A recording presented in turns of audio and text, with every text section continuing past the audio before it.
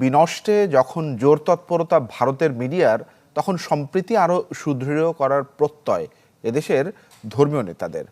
গুজবে কান্না দিয়ে ধর্মপ্রাণ মানুষকে প্রকৃত তথ্যে নজর দেবার আহ্বান তাদের। বলেন, পরিস্থিতি যাই হোক, সার্বভৌমত্বের প্রশ্নে এক থাকতে হবে সবাইকে। সুলতান মাহমুদ আরিফের রিপোর্ট। যে বিদ্রোহ শুরু হয়েছে সেই অপতথ্য আর ভুয়া খবর ছড়িয়ে যখন বাংলাদেশের ধর্মীয় সম্প্রীতি বিনষ্টে জোর তৎপরতা চলছে ভারতীয় মিডিয়ায়, তখন সব ধর্মের প্রতিনিধিরা বসেন এক ছাদের নিচে। প্রধান উপদেষ্টার সাথে বৃহস্পতিবার বৈঠকে তারা জানান দেন দৃঢ় ঐক্যের।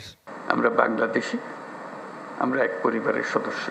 দেশের সার্বভৌমত্ব ও সাম্প্রদায়িক সম্প্রীতির প্রশ্নে এই সংহতি প্রকাশকে জাতীয় তাৎপর্যের দৃষ্টিতে দেখছেন ধর্মীয় নেতারা।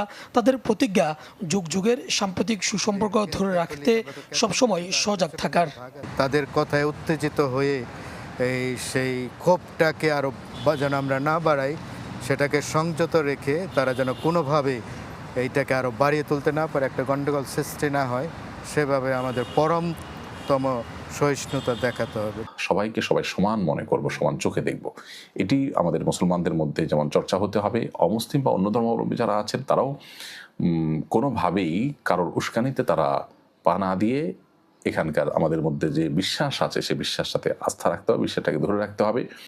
ভারতের মিডিয়ার গুজবে গা না ভাসিয়ে প্রতিটি ধর্মপ্রাণ মানুষকে প্রকৃত সত্যে নজর দেওয়ার আহ্বান এই ধর্মীয় নেতাদের। বলেন, নিজ নিজ জায়গা থেকে বিশ্ববাসীর কাছে সম্প্রীতির বার্তা তুলে ধরতে হবে। এটাকে কেন্দ্র করে কিন্তু একটা ধর্মীয় সংঘাত, ধর্মীয় সহিংসতা, ধর্মীয় দাঙ্গা হওয়ার একটা সম্ভাবনা ছিল। সেটা কিন্তু আমরা দূরে সরিয়ে রেখেছি, যে বাংলাদেশের অসম্ভব সহনশীলতার মাধ্যমে তারা এটাকে জায়প্য রেখেছে, এটাকে শান্ত রেখেছে। আমরাও বলতে চাই যে যারা আমার হিন্দু সম্প্রদায়কে নিয়ে খেলছে, যারা এই পিছনে যারা কলকাঠি নাড়ছে, বাংলাদেশ সরকারের উচিত হবে যে তাদেরকে গ্রেপ্তার করে তাদের বিরুদ্ধে ব্যবস্থা নেওয়া।